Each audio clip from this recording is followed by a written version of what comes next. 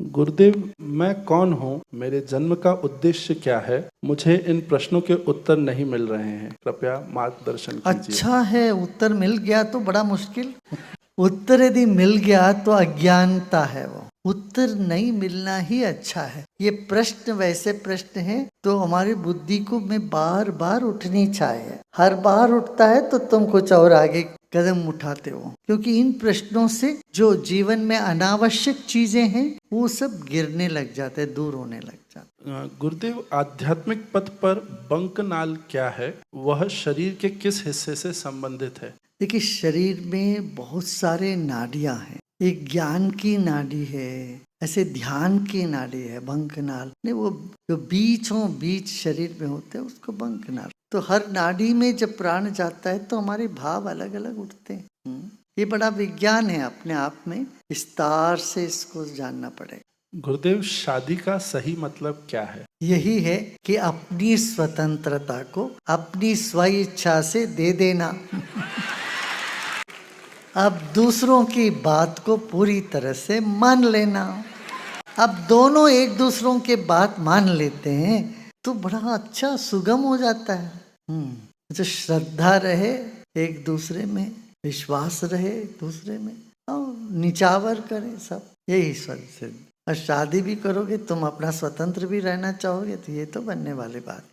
गुरुदेव, हाँ, क्या कुल देवी पर सिर्फ घर के लड़कों का अधिकार होता है? शादी के बाद क्या कुल बदलने से लड़कियों का अपनी मायके की कुल देवी से संबंध नहीं होता? नहीं, दोनों रखो, मैं क्या बात है, ये भी रखो वो भी रखो। सब देवियों के साथ संबंध क्यों नहीं, क्यों तोड़ना है? अपनी माँ से संबंध है, माँ की कुल देवी है, उनसे भी संबंध रखो, क्या नहीं। सारी देवी देवता सब एक ही है, उन आपस में सब अच्छे साठ गांठ है, आपस में कोई झगड़ा झंझट नहीं है। इसलिए तुम बेफिक्र रहो, करोगे तो भी ठीक है, नहीं करोगे तो भी ठीक है, ऐसी कोई झंझट नहीं। ध्यान करोगे ना, सारे देवी देवता प्रसन्न हो जाते हैं। ध्यान का ही प्रमुखता है ना। हर देवी देवता मान्यता तो है, मानना भी चाहिए, मानो, उसमें क्या दिक्कत है। स्मरण मात्रे न संतुष्ट, स्मरण करने से ही संतुष्ट हो जाते हैं। ये मत सोचना वहां नींबू डालो, ये डालो, फूल डालो, माला डालो, वहां जाके नारियल फोड़ो, दिया जलाओ, तभी देवी प्रसन्न। अरे उन्हीं की दिया हुआ सब कुछ है। स्मरण करो, स्मरण मात्र से देवी देवता संतुष्ट होते हैं। इतना रखो तो काफी है। अच्छा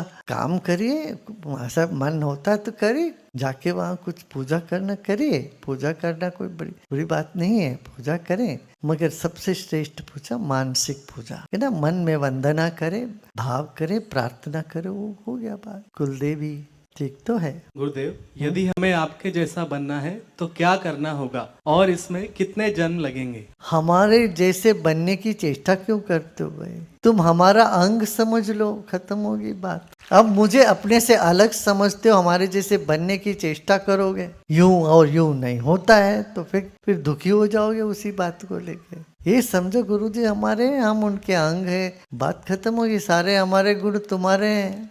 गुरु के साथ सामीप्य, अपनापन महसूस करने से ही सारा गुण अपने में उतरने लगता है, ठीक है ना। जिस गुण को लेके तुम्हारे मन में ये हो रहा है, मुझे ये सब गुण चाहिए, मैं समझता हूँ, मैं कह रहा हूँ, वो गुण तुम्हारे में अपने आप प्रकट होने लगेगा। जे अपनापन मान लेना है बस, और कुछ नहीं, अपना मान लेना है।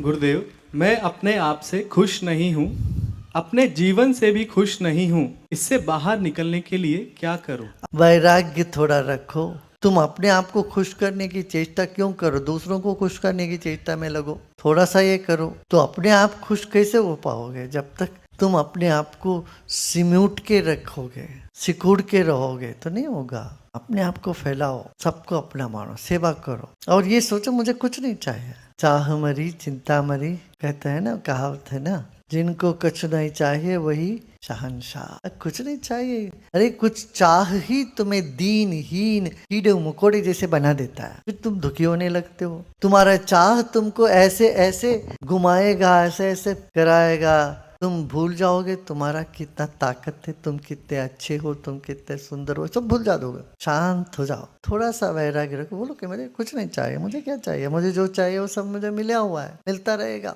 इसका मतलब ये नहीं कि आलसी बन के पड़े रहो दिन भर, ये भी गलत है। मुझे कुछ नहीं चाहिए बोलते तो है मगर चाह तो बहुत है, ऐसा नहीं चलेगा। समझ रहे हो ना बात?